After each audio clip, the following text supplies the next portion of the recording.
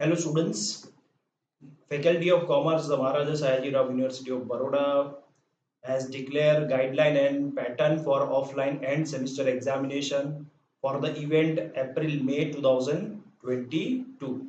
ये गाइडलाइन के हिसाब से आपको मई 22 अप्रैल 22 में पेपर होने वाला है, तो you have to follow this guideline and by if you follow this guideline then you can understand the paper pattern.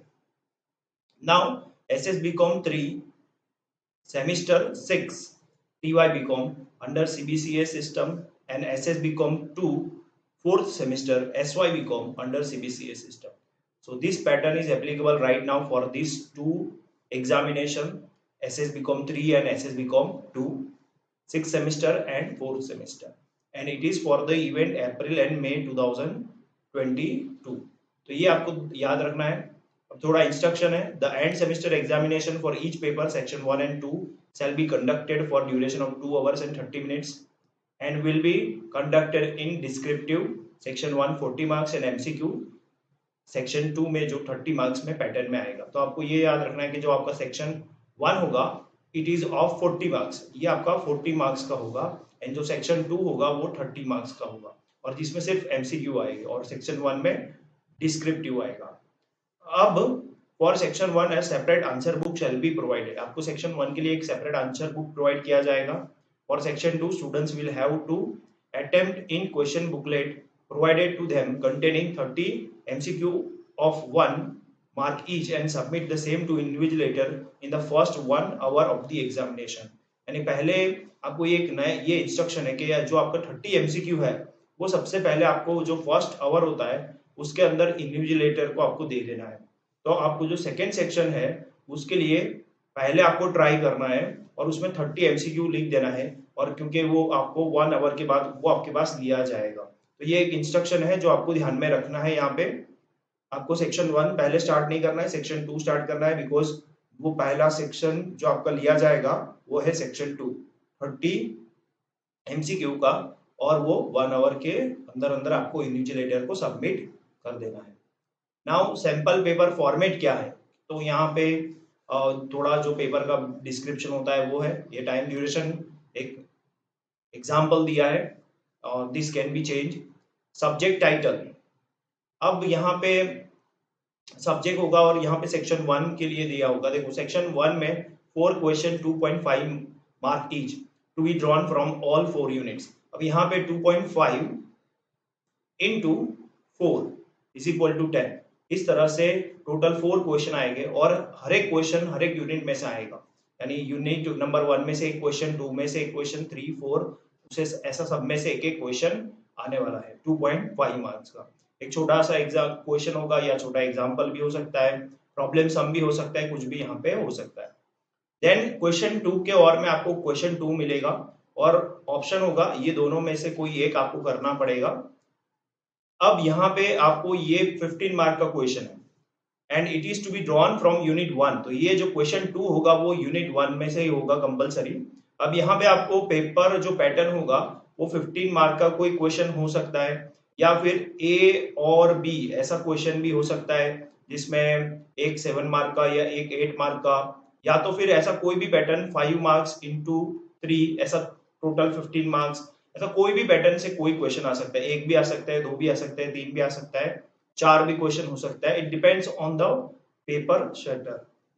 And descriptive type question to be drawn from unit 1, तो ये भी उसी तरह से होगा. इसके मतलब एक ये सेम पैटर्न फॉलो होगी सारे क्वेश्चन के लिए. एक क्वेश्चन भी पूछ सकते हैं और वो ए बी और में दे सकते हैं. अब यहाँ पे कई बार ऐसा होता है कि यहाँ पे ए है, ए बी सी ऑप्शन है, और यहाँ पे भी ए बी और सी ऑप्शन है. तो स्टूडेंट्स यहाँ पे ए और यहाँ पे भी ऐसा लिख सकता है तो नहीं लिख सकता. अगर वो ये क्वेश्चन अटेम्प्ट करता है तो उसको सारा ए बी सी इसी क्वेश्चन का अटेंड करना पड़ेगा. तो दोनों में से कोई एक क्वेश्चन वो अटेंड कर सकता है. तो इस तरह से हो सकता है. Specially this is for E accounting period. Many students ask a question ke how in e-accounting questions can be asked. So in e-accounting normally you have to see the, say for example, if how to create a company, so then all the fields you have to take care, and what are the things you have to, your observation power is here important. what are the things required, what are the information required to create a company. You have to write down step by step, तो then you will get marks for it.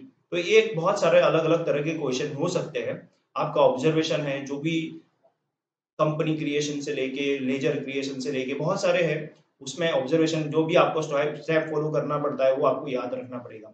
इस तरह से अलग अलग pattern है जो यहाँ पे दिया गया है, उसको आपको फॉलो करोगे तो आपको ये समझ में आ जाएगा. तो ये देखो क्वेश्चन ए मैंने आपको समझाया कि उसमें 2.5 के 4 क्वेश्चन होंगे. जो क्वेश्चन 2 है उसमें आपको डिस्क्रिप्टिव मिलेगा 15. उसमें ऑप्शन भी हो सकता है, इनर ऑप्शन भी हो सकता है एंड एक क्वेश्चन भी हो सकता है. क्वेश्चन 3 सेम पैटर्न पे रहेगा, descriptive type question 15 marks and यहाँ पे भी descriptive type question to be drawn from unit 2. अब ये जो होगा ये यूनिट 2 से होगा, ये यूनिट 1 से होगा, और यहाँ पे भी सेम पैटर्न जो अभी मैंने ऊपर समझाया वही पैटर्न होगा. और यहाँ पे चारों यूनिट में से एक एक क्वेश्चन आएगा, 1, 2, 3 एंड 4. इस तरह से चारों यूनिट में से एक एक क्वेश्चन हो सकता है. एंड यहाँ पे क्वेश्चन नंबर 4 होगा मल्टीपल चॉइस क्वेश्चन, इसमें 15 मार्क्स है. तो that means to be drawn from unit 3 only, तो ये यूनिट 3 में से ही होगा और यहाँ पे 15 क्वेश्चन होंगे. और and multiple choice question to be drawn from unit 4, यहाँ पे भी 15 मार्क्स है, तो यहाँ पे भी 15 मार्क्स का 15 एमसीक्यू हो गए आपके सामने, और यहाँ पे भी 15 एमसीक्यूज हो गए. तो इस तरह से आपको यहाँ पे 15 एमसीक्यू 15 एमसीक्यू और टोटल 30 मार्क्स मिल जाएंगे. बट आपको पहले सबसे पहले सेक्शन 2 लिखना है. Once again I am repeating the same instruction.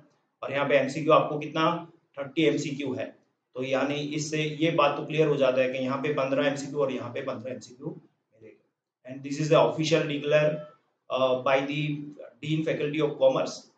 So you have to keep this in mind while you are going for the examination, and all the best for your exam. Like, share and subscribe my YouTube channel for more videos like this.